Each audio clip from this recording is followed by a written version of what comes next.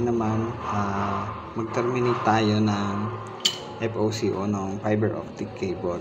Ito yung mga ginagamit ko. Ayan, fiber home na SC connector.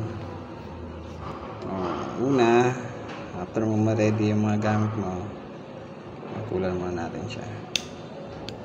Ayan. Tapos lagyan natin to.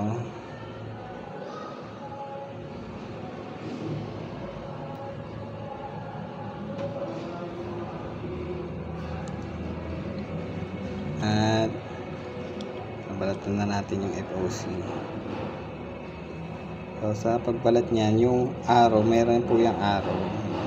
Yung arrow nasa ilalim. Kapag ganyan, natin pasok ngayon dyan. Nasa ilalim yung arrow.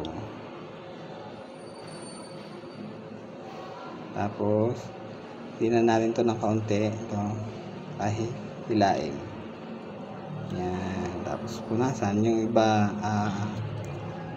ginagamitan ng tissue o kaya bulak na may alcohol o kaya tissue na may alcohol. Tapos puputulin na natin siya. Yung arrow naman nasa ibabaw naman ngayon. Okay. Nasa ibabaw yung arrow. Lagyan natin dyan. At gamit na tayo ng cleaver. Ayan. Ang technique ko dyan, kung makikita nyo, nakaangat yung FOC, yung ginagawa ko, nilalagay ko dyan yung aking daliri. Tapos nipit ko ganyan para pumantay siya. Nasa gitna yung FOC, kung makikita nyo po yan, tapos ganyan.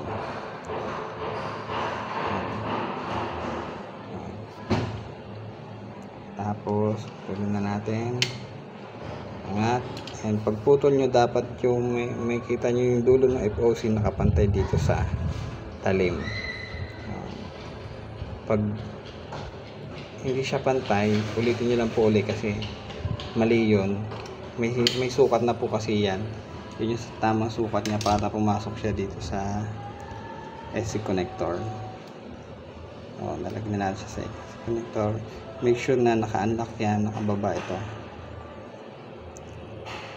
Tapos itong orange na to, pag sinagad nyo, ipasok nyo lang ng kaunti ng isa. Yung mararamdaman nyo parang medyo lumuwag siya, yun lang yun. Kasi pag nakasagad ganyan at pinasok nyo matigas siya, pagpasok nyo ganon, biglang lalambot, pwedeng mabali yung dulo ng FOC. Ang ginagawa ko, tinutulak ko lang ng kaunti. Yan. Para malambot na siya. Tapos, dito naman yung arrow nasa ibabaw na. Ayan yung arrow, nasa ibabaw na siya. Tapos na natin. Kailangan malinaw ang mata. Yan, diba? Malambot na siya ipasok. And pag pasok nyo, dapat nakabend lang siya ng kaunti. Yan. Bend ng kaunti. Huwag yung sobrang bend, yung lalagpas siya masyado dito sa ibabaw nito, mali po yung sukat nun. Kailangan halos sakto lang ng kaunti, lumitaw man ng kaunti. Yan o, makikita nyo po kaunti lang. At cover na natin. Yan, tapos lock. Didiinan natin, sabay hila pataas.